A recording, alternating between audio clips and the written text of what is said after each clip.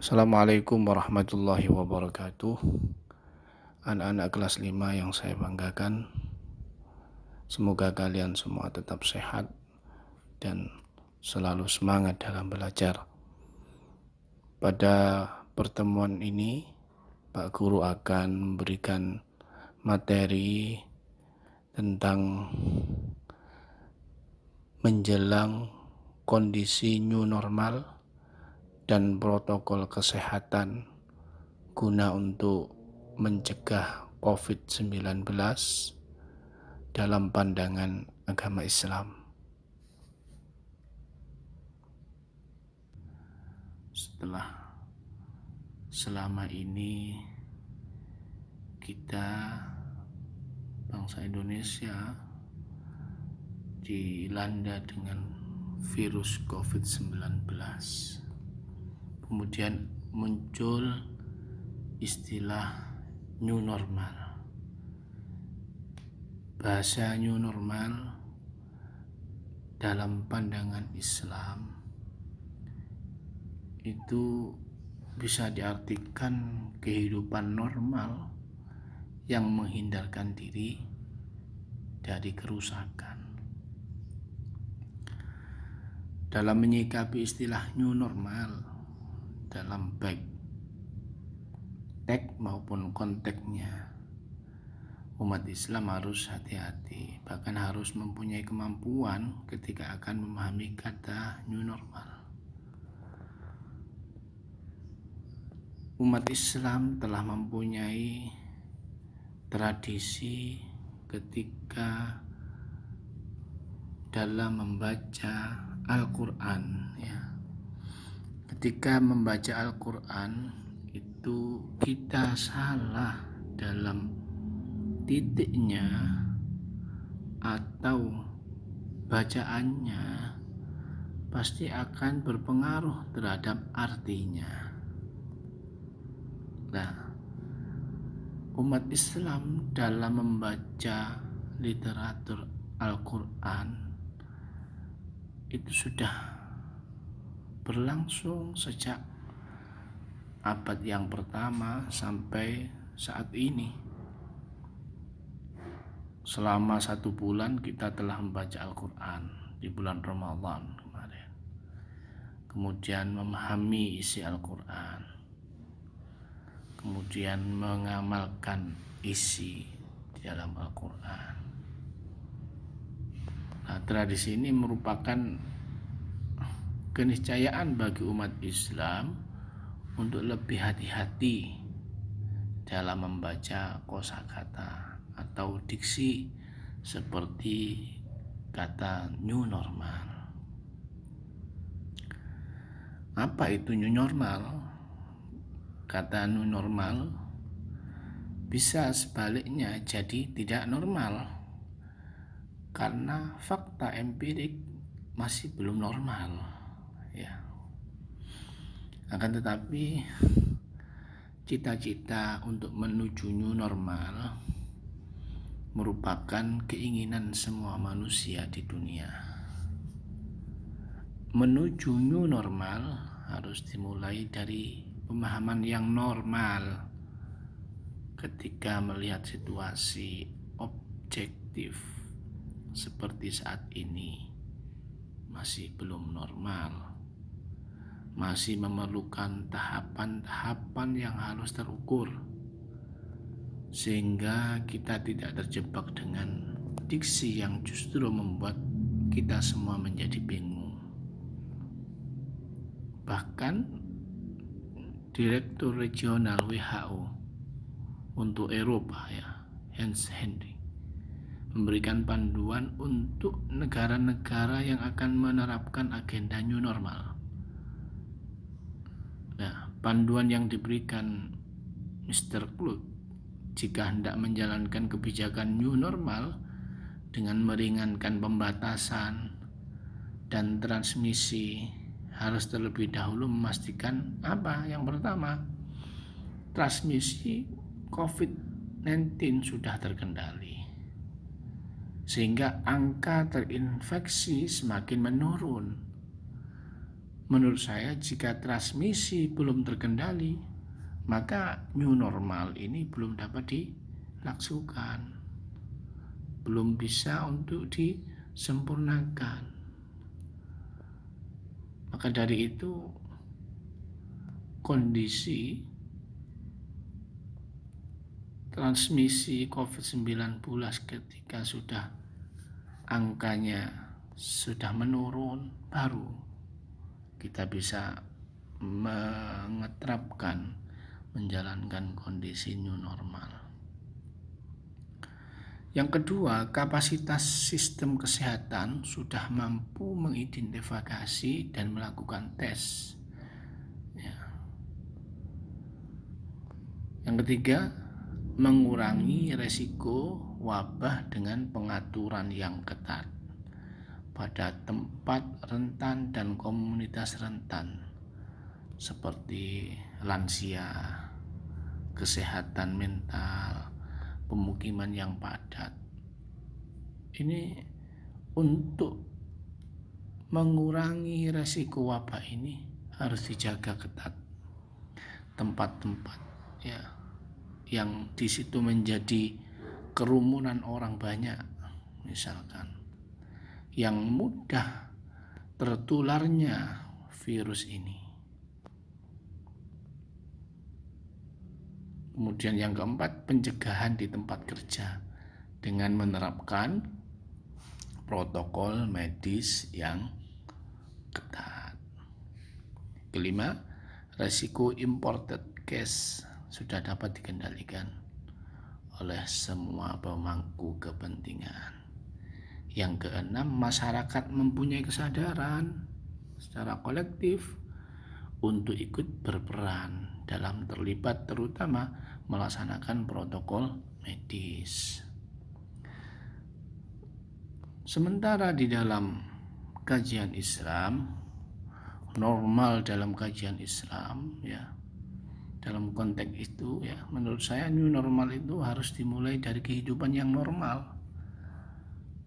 Tidak bisa dimulai dari kehidupan yang belum normal saat ini. Kehidupan normal dalam Islam terhindar dari situasi darurat. Dalam kaidah fikih dikatakan darul mafasid muqaddam ala jalbil masalih. Artinya konsep mencegah harus menyeluruh dalam semua aspek. Ini menghindarkan kerusakan atau kerugian diutamakan atas upaya membawakan keuntungan atau kebaikan. Untuk itu dalam aspek ajaran Islam menekankan kepada pencegahan melalui konsep bersuci. Sudah mulai abad yang terdahulu konsep bersuci atau toharoh itu merupakan bagian dari prosesi ibadah umat Islam yang mengartikan menyucikan diri yang mencakup dari secara lahir maupun batin. Kalau mensucikan diri secara batin dikatakan dengan istilah tazkiyatun nufus, mensucikan hati batin.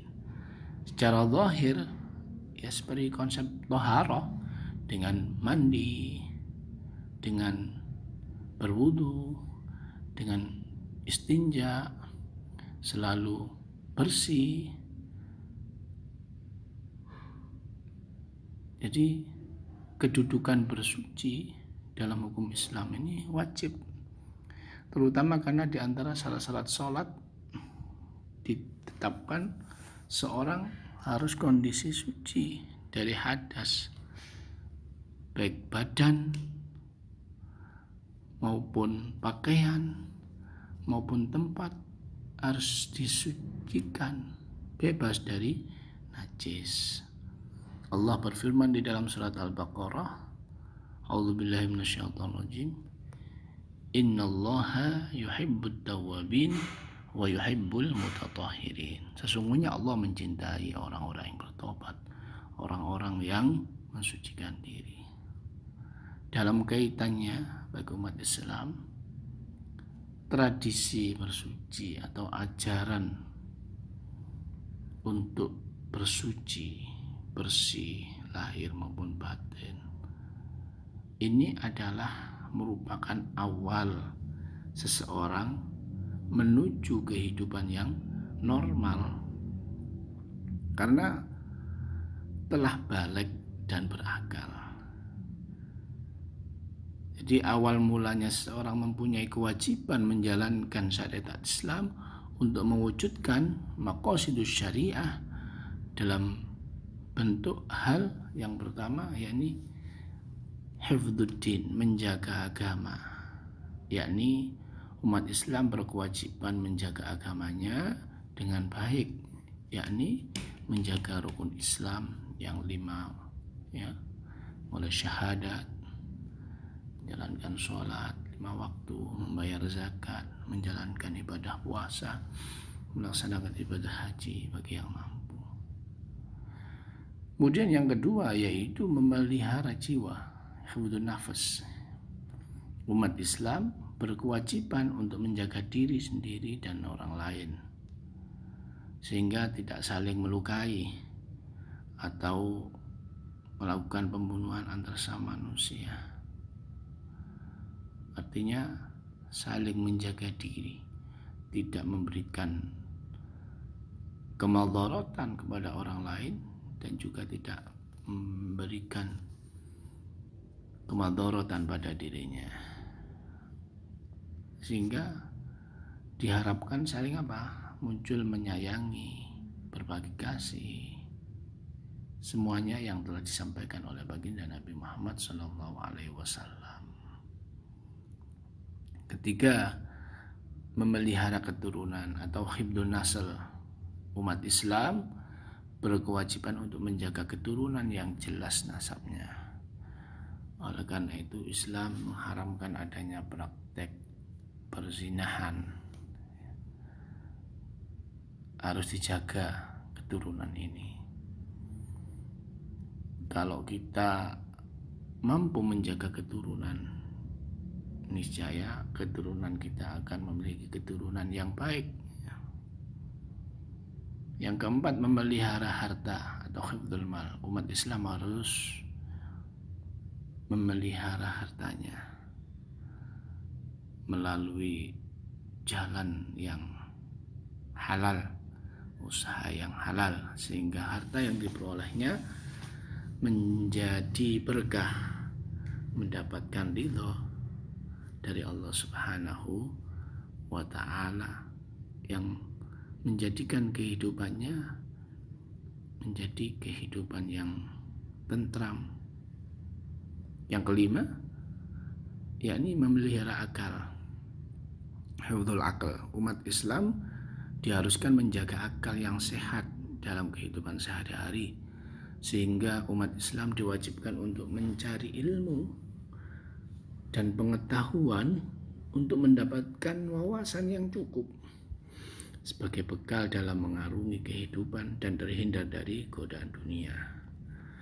Islam mengatur tata kehidupan manusia yang normal untuk mendapatkan kebahagiaan baik hidup di dunia maupun di akhirat nanti.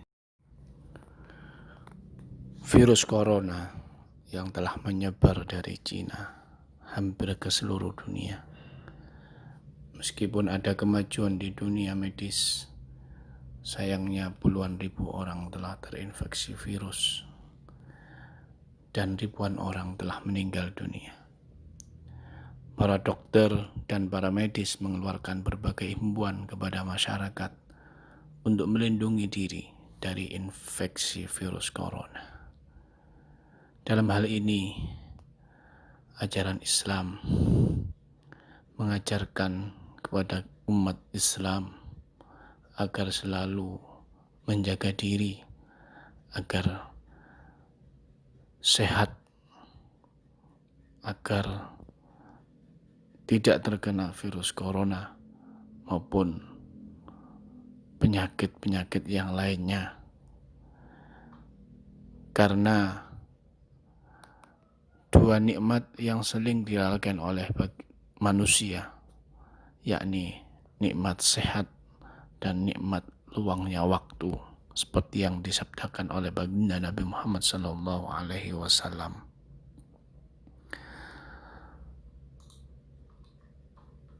Memperkuat sistem kekebalan tubuh adalah salah satu cara yang paling penting untuk melawan virus corona. Rasulullah SAW mengajak kepada umatnya agar mengkonsumsi makanan-makanan yang halal dan thayyiban, makanan yang halal, sehat dan bergizi. Para ulama juga memberikan rekomendasi berbagai tanaman herbal yang bisa untuk dikonsumsi agar tidak terkena berbagai macam penyakit seperti mengkonsumsi madu, kayu manis, jahe, bawang putih, dan beberapa tanaman herbal yang lainnya. Rasulullah SAW juga mengingatkan kepada kita semua orang Islam agar selalu menjaga kesehatan, tentang pentingnya menjaga gizi yang seimbang, tidak makan yang berlebihan, dan mengkonsumsi makanan yang sehat. Al-Quran berulang kali mengingatkan agar kita selalu makan makanan yang halal dan sehat. Islam melarang mengkonsumsi beberapa jenis makanan seperti makan makanan yang merusak pada dirinya, mengkonsumsi jenis hewan-hewan yang dilarang dalam agama Islam, seperti makan kelelawar, makan makanan yang lainnya yang dilarang oleh agama.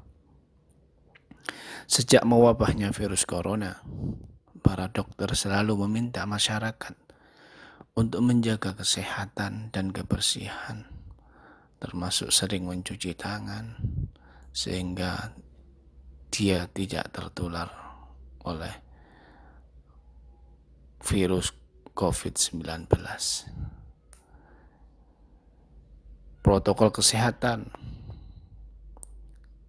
dikatakan yang pertama hendaknya menjaga kesehatan,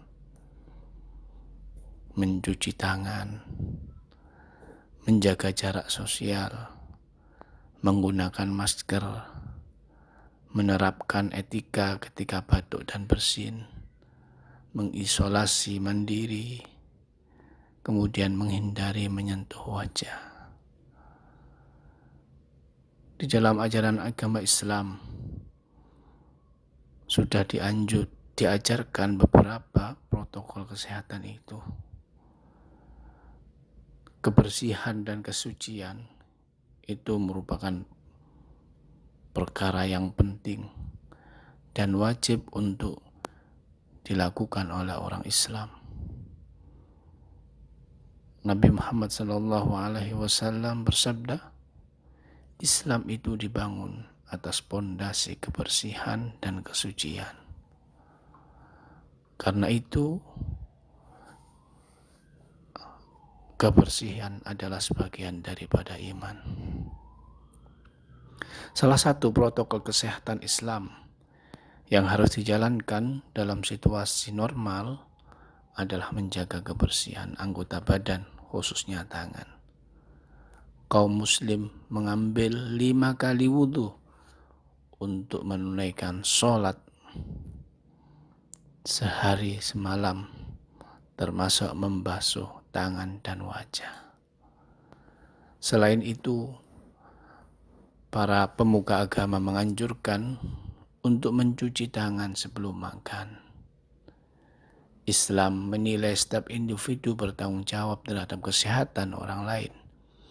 Individu yang tidak menjaga kebersihan personal sehingga menyebabkan orang lain jatuh sakit, maka ia telah menyebabkan dirinya berdosa. Ketika para dokter mengatakan bahwa kontak dengan orang lain bisa tertular virus corona, maka seorang muslim wajib mengamalkan anjuran ini demi menjaga keselamatan dirinya dan orang lain. Meskipun di dalam Islam sangat menganjurkan solidaritas dan perkumpulan di antara pengikutnya, namun jika perkumpulan itu bisa membahayakan keselamatan jiwa orang-orang, maka orang Islam merekomendasikan untuk membatalkannya. Saat ini banyak dari negara muslim telah meniadakan kegiatan di masjid-masjid seperti melaksanakan sholat berjamaah, melaksanakan sholat Jumat, menutup tempat-tempat ibadah, meliburkan kegiatan-kegiatan agama demi untuk mencegah penyebaran virus corona. Tentu saja segala sesuatu di alam ini tidak akan terjadi tanpa izin Allah Subhanahu wa Ta'ala, karena Dialah zat pencipta dan pemilik alam semesta ini. Karena Dia Allah Subhanahu wa Ta'ala yang menciptakan seluruh makhluknya. Dialah yang memberikan kesembuhan. Maka dari itu kita sebagai orang muslim, kita selalu dan tidak bosan-bosan untuk berdoa kepadanya agar diberikan kesembuhan, agar dihindarkan dari segala macam penyakit, khususnya penyakit virus corona. Nabiullah Ibrahim alaihissalam pernah mengatakan, wa idza maridtu fahuwa yasfin. Dialah Allah Subhanahu wa Ta'ala yang telah memberikan penyembuhan kepadaku ketika aku sakit.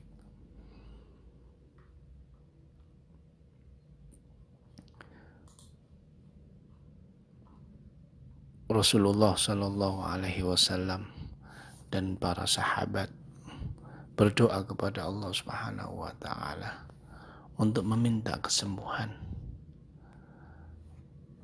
Islam membalas jasa dokter dan perawat yang telah merawat orang sakit. Rasulullah Shallallahu Alaihi Wasallam bersabda, siapa yang berusaha untuk menyembuhkan orang sakit, baik ia sembuh ataupun tidak, maka ia telah dibersihkan dari dosa seperti hari ia dilahirkan dari rahim ibunya. Di dalam ajaran Islam, ketika orang itu mengalami sakit, maka dia harus berikhtiar, dia harus berusaha mencari obat, berdoa, dan memohon kesembuhan kepada Allah Subhanahu wa Ta'ala. Banyak para ilmuwan yang membuktikan bahwa iman memiliki pengaruh yang tak terbantahkan dalam kesembuhan pasien. Ketika seorang pasien berdoa, sebenarnya ia telah menjulurkan tangan penuh harap kepada rahmat, kekuatan, pertolongan Allah Subhanahu wa Ta'ala sebagai sang pemberi kesembuhan yang hakiki. Dengan demikian, peluangnya untuk sembuh akan semakin besar. Sayyidina Ali radhiyallahu anhu berkata, mintalah keselamatanmu di dunia dan akhirat kepada Allah. Seorang ahli bedah dan pakar biologi Prancis, Alexis Carrel, dalam bukunya Men the New Know, dia menulis, doa dan munajat memiliki pengaruh unik terhadap anggota badan kita. Kondisi ini pada awalnya tidak begitu menyita perhatian. Namun ketika proses itu berlanjut, maka tidak ada kenikmatan yang sebanding dengannya. Manusia pasrah di hadapan Tuhan ketika mereka larut dalam berdoa, memohon rahmat dan kasih sayang kepada Tuhannya. Di dalam ajaran Islam, kita dianjurkan untuk mendoakan orang lain yang sedang dalam masalah sebelum berdoa untuk kesembuhan kita sendiri, sehingga Allah Subhanahu wa Ta'ala mencurahkan rahmat kepada kita semua. Semoga kita semua dihindarkan dari segala macam penyakit, khususnya penyakit virus corona. Itu yang bisa kami sampaikan.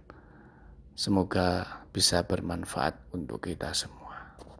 Assalamualaikum warahmatullahi wabarakatuh.